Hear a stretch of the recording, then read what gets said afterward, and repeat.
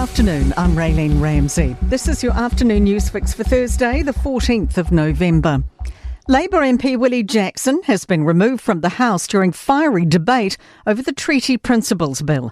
Jackson accused the architect of the legislation, ACT leader David Seymour, of fuelling hatred and misinformation. You bring out the worst in New Zealanders. You should be ashamed of yourself, and you are a liar.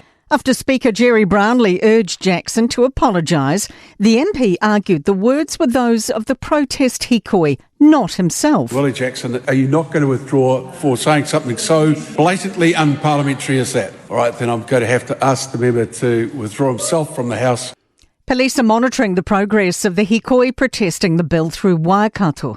About 6,000 people joined the march through Hamilton this morning, and it's now passed through Tiro and heading along State Highway 5 to Rotorua.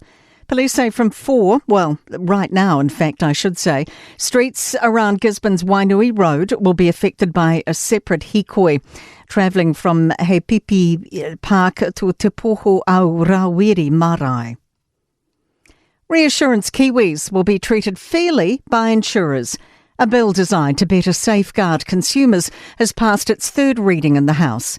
Commerce and Consumer Affairs Minister Andrew Bailey says he's made getting this through a priority. What this bill does is gives the insurance companies clarity around their responsibilities, and it also better protects policyholders when we fill out our application. Another round of likely job cuts are highlighting the crisis in media.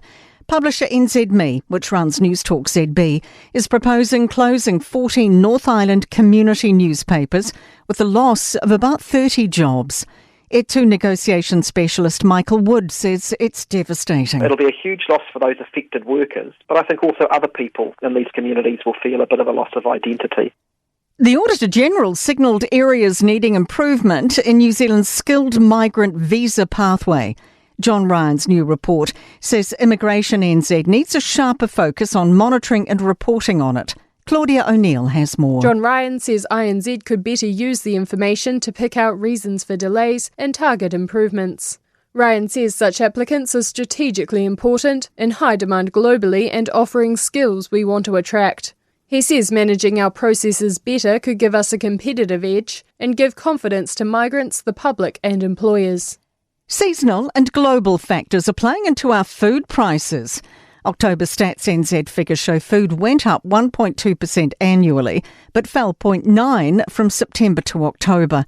ASB senior economist Mark Smith says global food price weakness tend to lag about 9 months, with impacts being felt now. As well as that, we've seen a pretty sluggish demand backdrop, restraining food price inflation locally. We're seeing a lot of competition as retailers fight for that consumer dollar as well. Smith says the monthly fall was offset by higher seasonal accommodation and airfares, which should also drop over the next year. To sport. And another Christchurch-based NRL bid has confirmed a lack of feedback received from the NRL over plans to be part of the competition's expansion.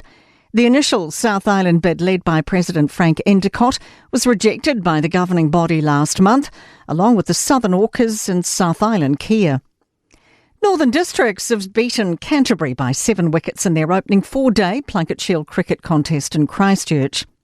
And the Cleveland Cavaliers have become the 6th team in history to start the NBA basketball season with 13 straight wins. I'm Raylene Ramsey. That is your latest news fix. We'll be back with the next update tomorrow morning from the Newstalk ZB newsroom.